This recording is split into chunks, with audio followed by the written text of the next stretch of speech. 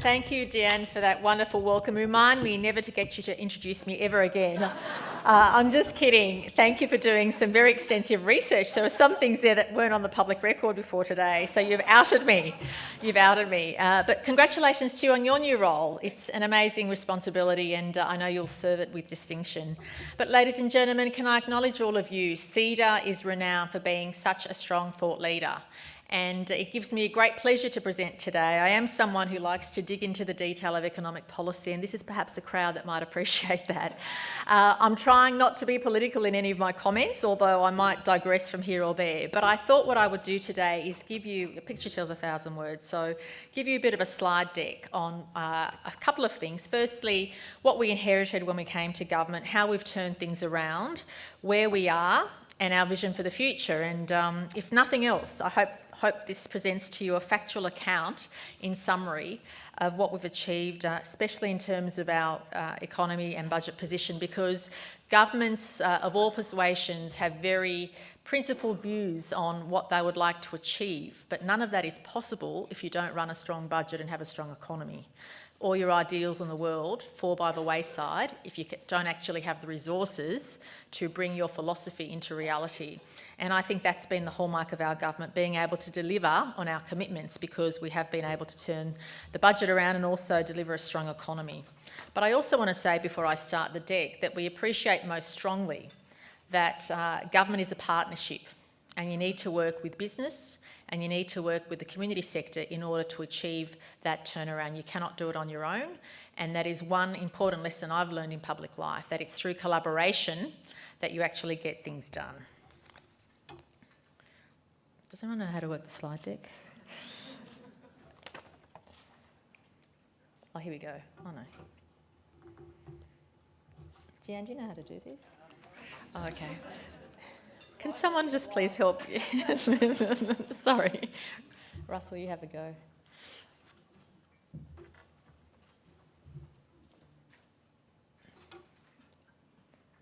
I think there's something wrong with it. Oh, here we go. Thank you. Which one? Okay, great. Thank you. So what we inherited, a couple of serious concerns what we inherited. Firstly, expenses growth in our budget was growing faster than revenue growth, and everybody knows that's a recipe for disaster. You can't control the budget if the budget's out of control. So you always need to make sure your revenue growth outpaces your expenses growth, and that wasn't happening when we came to government. In fact, expenses were growing in excess of 7% and our revenues were growing much slower. And again, if you look at the right-hand side, you can see the budget balances we inherited. So in the preceding 4 years of coming to government, there were deficits, and there'd been deficits projected in the forward estimates as well. We also inherited the weakest economy in Australia. So if you see the first graph, economic growth, New South Wales was the slowest. The rest of Australia was growing much faster. And in terms of jobs growth, and just remember the turnaround now that we've created 3.9% unemployment. When we came to government, jobs growth in New South Wales was the worst of all the states. And we were rated, as you see, New South Wales last in terms of relative economic performance against all the other states. Interestingly, New South Wales and Victoria have similarly diverse economies, and you tend to think would be going at the same rate. So the fact that New South Wales was far worse than any other state demonstrates what we inherited. And regrettably for our consumers, for our citizens, this also meant that consumers were paying too much for government inefficiency. So if you looked at all of our state-owned corporations, all of the entities which provided services to customers, because of their inefficiency, customers were paying too much for their services, whether it was CTP green slips, whether it was water bills or electricity bills. They rose in terms of electricity in double-digit figures. How we turn things around. Now this graph demonstrates what we inherited. You see the deficits on the left-hand side, and on the right-hand side, we've managed to convert what we inherited into surpluses. And this isn't something that happened by accident. It took a lot of difficult decisions, and I'll just run you through a few of the things we did to turn that position around. So firstly, we reduced back office waste. We stopped doing everything we didn't have to do. We used technology to be more efficient. We provided a certain operating environment for business and community, which meant increasing investment and growing. And we also recycled some of our assets, although that helped us on the capital side, less so on the recurrent side. We also introduced the Fiscal Responsibility Act, which actually legislated the fact that government expenses couldn't grow beyond you couldn't spend more than 5.6% on the previous year, which allowed us to maintain our control over the budget. And of course, in having managed to reduce our waste and reprioritise, we're also able to repay the debt we inherited. So the debt was projected to rise in the general government sector, was projected to rise to $19.5 billion, so nearly $20 billion. We have fully repaid that. In fact, we are negative net debt, so we're cash positive by about $11 billion in the general government sector. And I haven't put it on this sheet, but if you look at our total balance sheet, we have in excess of 100 billion funds under management. We're now in the top 5 largest fund managers in the nation because of that turnaround. Sorry if that's a show off, but I like saying that. And as I mentioned before, the Fiscal Responsibility Act we introduced, which makes sure that we keep expenses growth below long-term revenue growth. This is really important. No matter how well you're doing or how poorly you're doing, you have to live within your means. Just like managing a household budget, you cannot borrow more than what you can repay. And that goes doubly the same for government.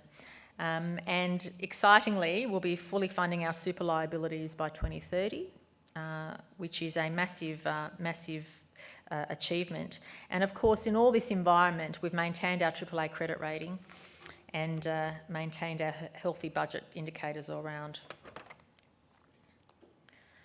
We're also very pleasingly have the lowest unemployment figures in Australia.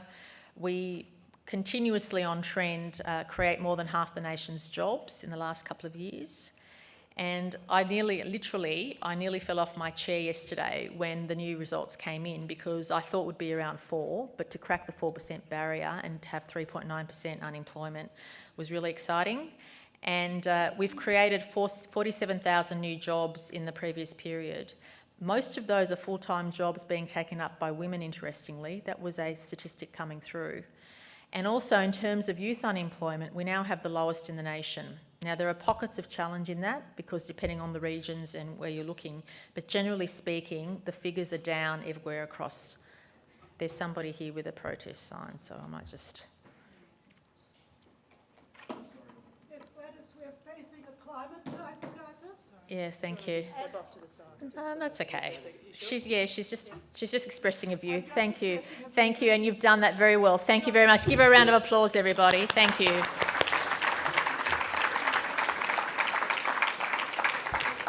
Okay, and then pleasingly yesterday, if you notice that the unemployment rate for the rest of the nation is at 5.5, so we are considerably lower in New South Wales than the rest of the nation. And again, in terms of the CommSec state rankings, New South Wales is now first. From going to position of last, we're now first, which is extremely pleasing. Normally we do better, much better than Victoria, but you know, growth on growth on growth means we're about the same at the moment, but that's okay. And just a slight dig at my southern state. We're spending about twice what they are on infrastructure, but we're not borrowing for the money. But anyway, that's fine. We're actually using surplus to make that happen.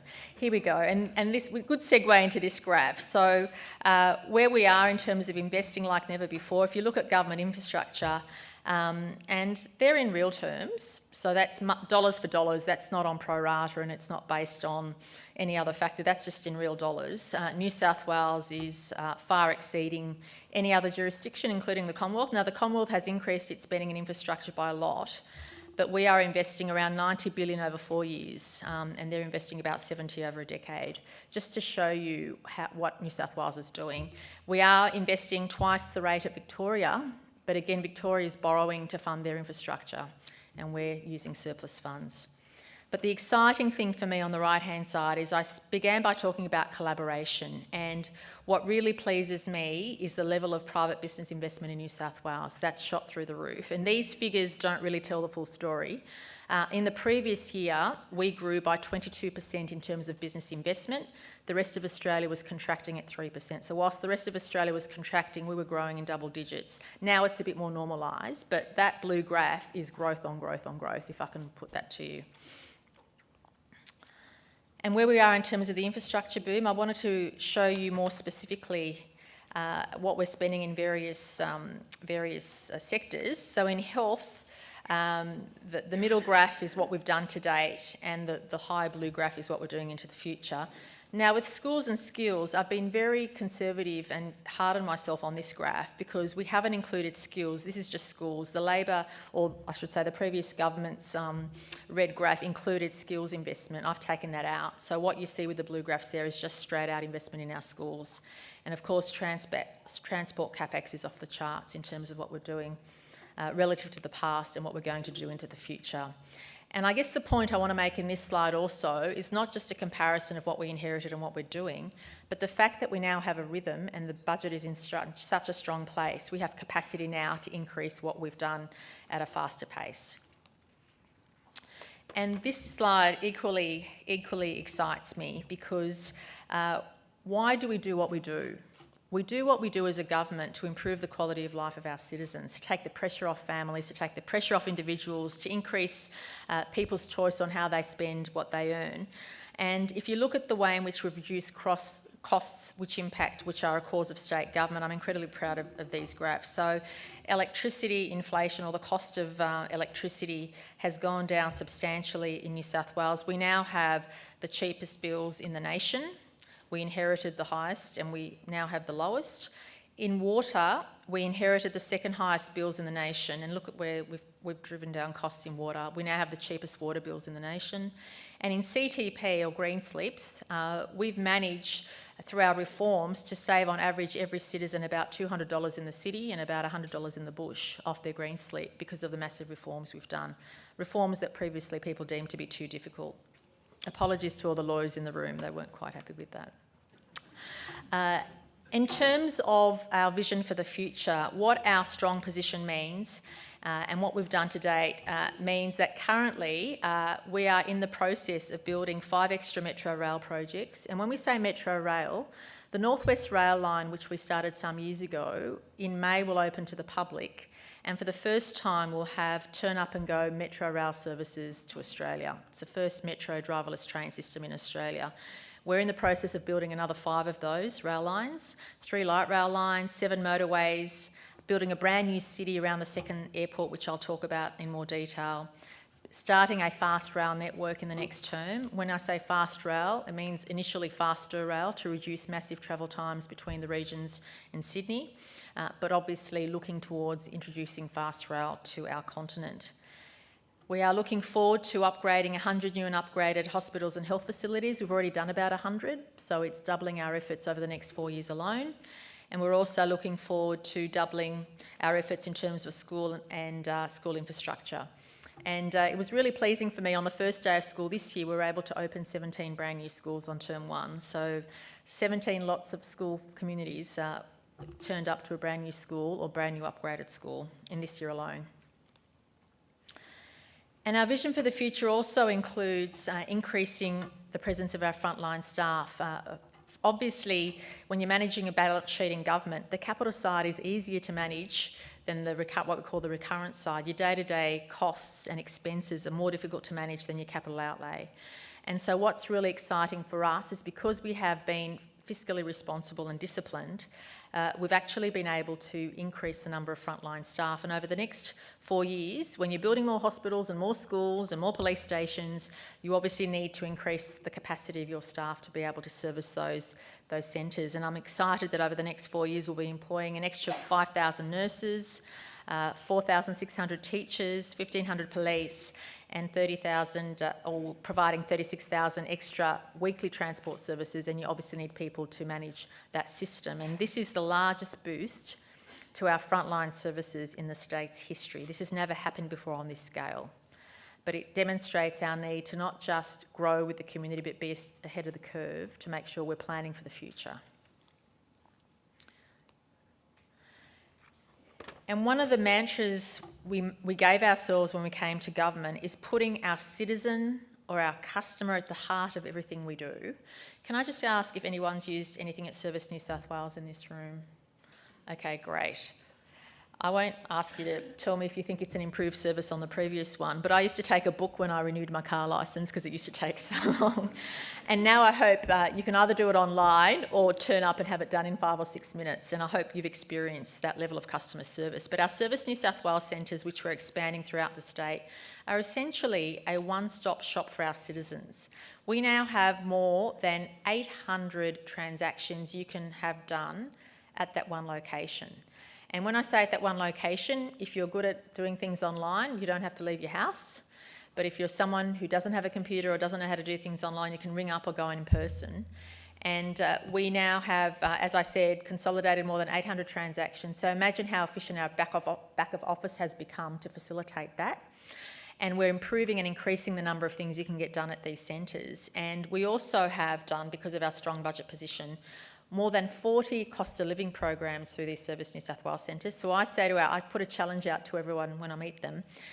Go and talk to someone or ring up someone, find out or tell them what you're paying for various state government charges, and I bet you can save in the area of about $500, but a lot of our people are saving, citizens are saving, upward of $1,000. So depending on your circumstances, on average you're saving $500, but upward of $1,000 on just our cost of living measures across 40 different areas. And simple things like energy switch. So we're the first state in the nation that actually introduced a system to say, we will ring all the retailers on your behalf to find out the best deal you can get, and then we'll tell you what the best deal is and we'll switch you for nothing. And you can save, on average, people are saving $400 when they're taking that up on that. The only issue is you have to give up your account and tell us what your deal is, and we'll be able to help you with that. Fuel Check, and we've had tens of thousands of people actually use Fuel Check. Fuel Check is, just to give you an example, a real-time app where you can see where you're travelling on a family holiday, work out the cheapest place to buy your petrol, and save dollars that way. So that's a community service we're providing through that centre. And only last week I was very pleased to announce that we announced 10 more Service New South Wales centres, so we're increasing the footprint, but we also introduced mobile centres because in rural and regional communities where people don't have enough population to sustain a whole centre, we're actually taking our office to them. Or if there's a community organisation that wants us to provide them with information or service their members, we're able to do that as well. And these are real quality of life issues, taking the pressure off and reducing cost of living. And of course, part of our vision for New South Wales is to make sure that the business community continues to thrive. We want New South Wales to continue to be a great place to invest, and so we are ensuring that we support businesses to do that. And how are we doing that? We're obviously cutting taxes for businesses where we can. So since we've been in government, we've abolished $4 billion worth of recurrent taxes which business paid, small to medium-sized business paid. Obviously the federal government has some levers as well, but the levers we have really impact small and medium-sized businesses. And we've reduced stamp duty charges, obviously payroll tax cuts, and other duties which business had to pay. And there's more for us to do. There's definitely more red tape we can get rid of, but I just wanted to let you know that's always top of mind for us. For us, it's the juggle. Do you obviously support the community in reducing their cost of living? Yes. Do you also support business by reducing the cost of operating in New South Wales? Yes to both. So we're finding the right balance. We're obviously tackling the cost of energy in terms of business as well as consumer households. We're making sure we're investing in training and skills because our biggest constraints to increasing our future infrastructure pipeline isn't the capital which we've got in the bank. It's actually making sure we've got the skills and the jobs and for people to employ, so that when we put something out to tender, we have sufficient depth in the market, given there's so many projects on, to make that happen, and that includes having sufficient labour and access to labour. And of course, we're also supporting a lot of economic game changers, such as the second Sydney Airport City. So whilst the federal government builds the airport, the state government builds the city and the roads and the infrastructure around that airport. And we're taking that very seriously, can I tell you. Part of our vision for the future is, of course, growing our regions, but in Greater Sydney, it's creating 3 cities. So where we are now is the eastern city, Parramatta is the second city, and the third city, major city, will be the city around the airport. And already we have signed MOUs with leading firms locally and globally who are setting up shop in Western Sydney around the new airport precinct. And what's really exciting there is when you're standing in Parramatta in the future, you will be facing west for the best jobs in robotics, space, engineering, agribusiness, freight. You won't be looking east, you'll be looking west. And that's really exciting. That's a vision that I'm really excited about. And to have, as I said, some really high calibre local players, but also global players. We've got some manufacturing companies and banks with trillion-dollar balance sheets wanting to set up shop there and create the jobs of the future. We'll also have Australia's first single-campus multi-university operating there. So 4 of our best universities have come together to operate from one campus. So you'll have the R&D, you'll have the population there to actually work with industry, and you'll have the freight, the airport there to get goods and services to and from markets. So that's really exciting. I could talk about that alone for an hour, but I won't. I'll keep going. And of course, our vision for the regions is also really exciting. We've ensured that $1 in $3 of our infrastructure spend goes to the regions. I talked to you before about the fact that we've already upgraded or built 100 new hospitals. 64 of those are outside of Sydney. So 64 of those are in the regions. And you know that regions don't have scale, so the investment required is actually more substantial per capita, but we've made it work because we believe in growing our regions. I think there's so much opportunity for New South Wales to really not just contribute to further economic growth through the regions, but also lifestyle. People can live in one place and work in another if we provide that connectivity and also invest in the social infrastructure. And of course, if you look at the last picture, where I'm very excited about developing a fast rail network in New South Wales. People say to me, oh, that's pie in the sky. Well, they said it was pie in the sky when we said we're going to build a metro, and they said it was pie in the sky when we're going to do all these other things. If we don't start now, it will never happen. If we want to have faster rail in New South Wales in the next 20 years, we have to start now. And I'm convinced we can start work to really start reducing travel times substantially in the next few years, in the short to medium term, and obviously in the longer term, look for that real fast-paced fast rail. And I've actually assigned an expert from the UK, who's the European expert in fast rail, Andrew McNaughton, to support government in giving us his perspective on how we can do this. And I want to finish perhaps by what is most important to me, because people say to me, what is your vision for the future? And my vision, if I can sum up from a philosophical perspective, is make sure that everybody in our state has the equality of opportunity. It shouldn't matter what your postcode is, what your background is, what your circumstances are. Every person, every family, every household should have the opportunity to make choices to lead a fulfilling life. And that will only happen if state government steps up and provides those basic services to ensure that every child has access to a great education, that every family has access to great healthcare, that the jobs are there where people can actually earn a living and build their futures. And that, to me, is the heart of a good government. It's putting the citizen at the centre of everything you do, because as all of us know, no matter what industry we work in, no matter what we do, it's not the balance sheet that matters, it's what that does, and that's really providing those services and infrastructure that improves quality of life. So I might just end it there before I take some questions. Thank you for your patience, everybody, and thank you for letting me indulge in some more detailed policy today. Thank you.